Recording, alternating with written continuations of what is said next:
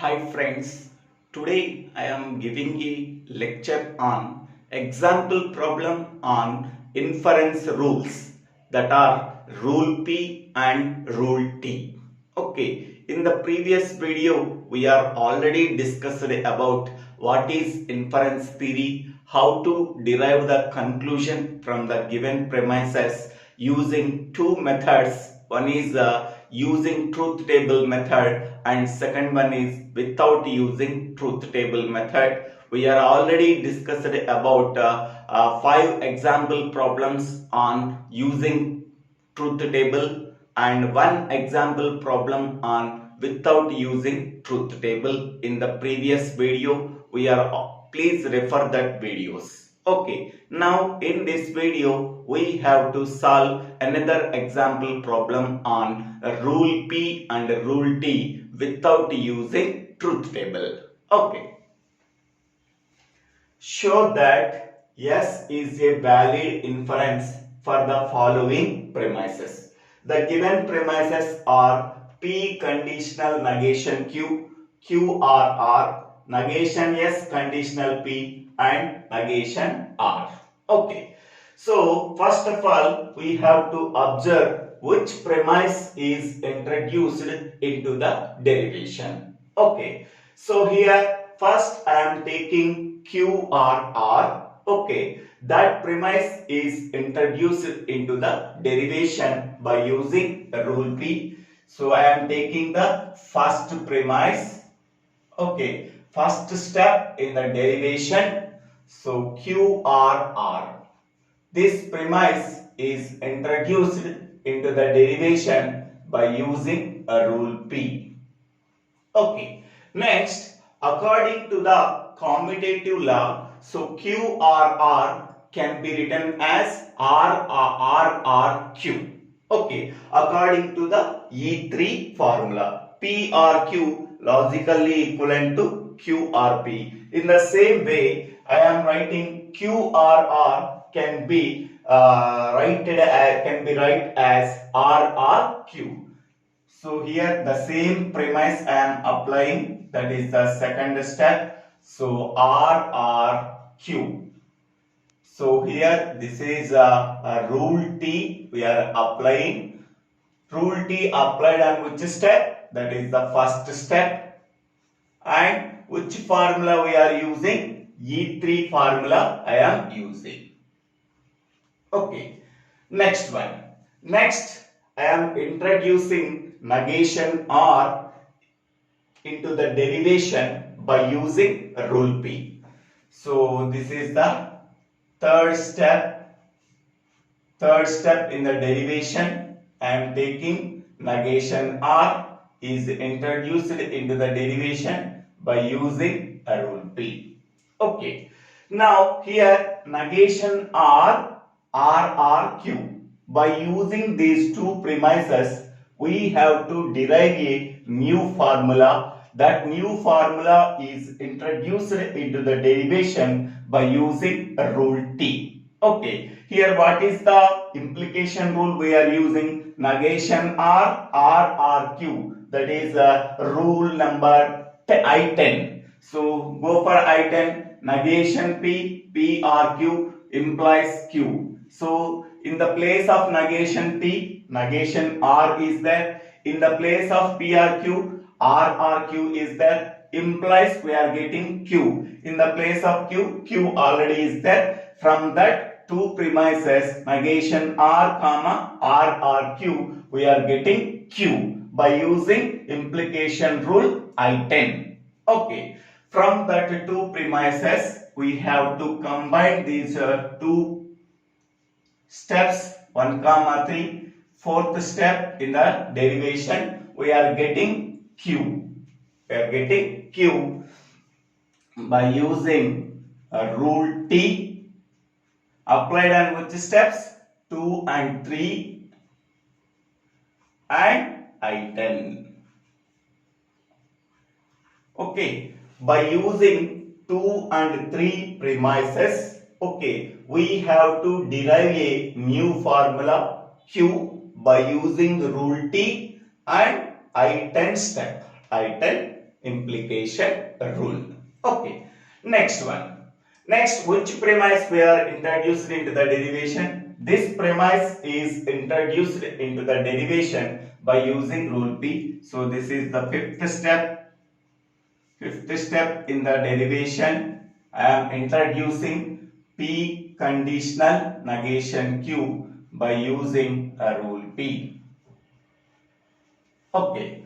So now this step, okay, this premise can be converted into Q to negation P, Q conditional negation P by using E18. That is, E18 is nothing but contrapositive of P conditional Q, negation Q, conditional negation P. So, E18, P conditional Q logically equivalent to negation Q conditional negation P. So, here I am applying this E18 rule on this premise. Okay. So, now on the same step we are applying sixth step in the derivation. So, negation Q. So, here in the place of P, here P is there. In the place of Q, here negation Q is there. Okay. After applying the contrapositive, so negation Q, in the place of negation Q, already negation Q is there. Negation of negation Q. Okay. So, that is nothing but negation of negation Q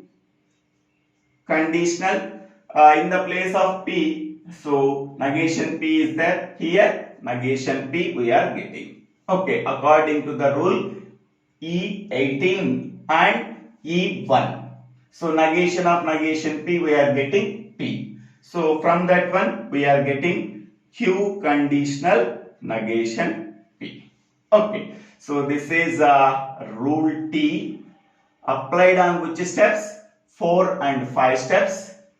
4, 5 and which equivalence rule we are applying? That is E18 comma E1.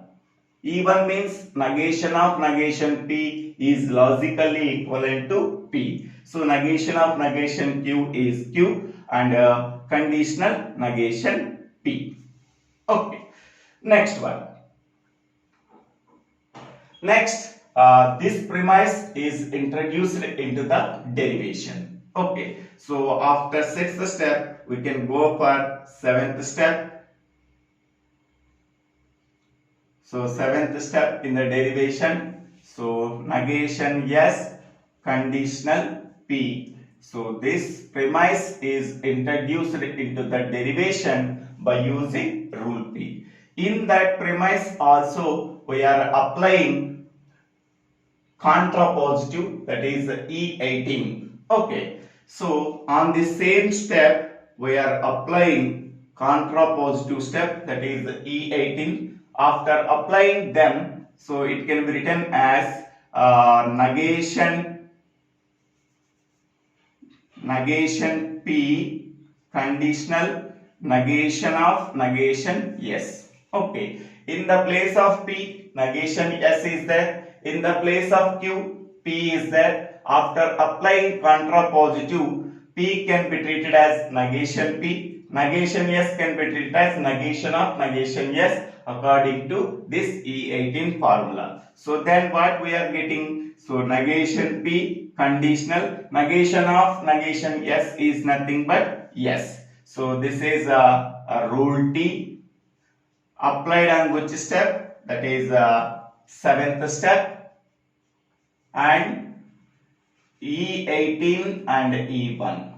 E18 and E1. Okay. So now we have to observe from the sixth step and eighth step. Here in the sixth step, Q conditional negation P. In the eighth step, negation P conditional yes. From these two steps, we are getting according to the rule I13. Rule I13, we are getting yes. So now we have to combine sixth step and eighth step. So 6 comma sixth step is nothing but here 5. 5 Next, eighth is nothing but 7. 5 and 7 we have to combine. Then we are getting a new formula. So here, according to the I13, here Q conditional negation P. Here P to Q. In the place of P, Q is there. In the place of Q, negation P is there. Okay. Q conditional R. In the place of Q, negation P is there. In the place of R, S is there. From that one, P conditional R. In the place of P, here Q is there. In the place of R, so S is there. We are getting Q conditional S. So Q conditional S we are getting. So by using rule T, applied on which steps? So sixth step and eighth step. Sixth and eighth and I13. I13. Okay.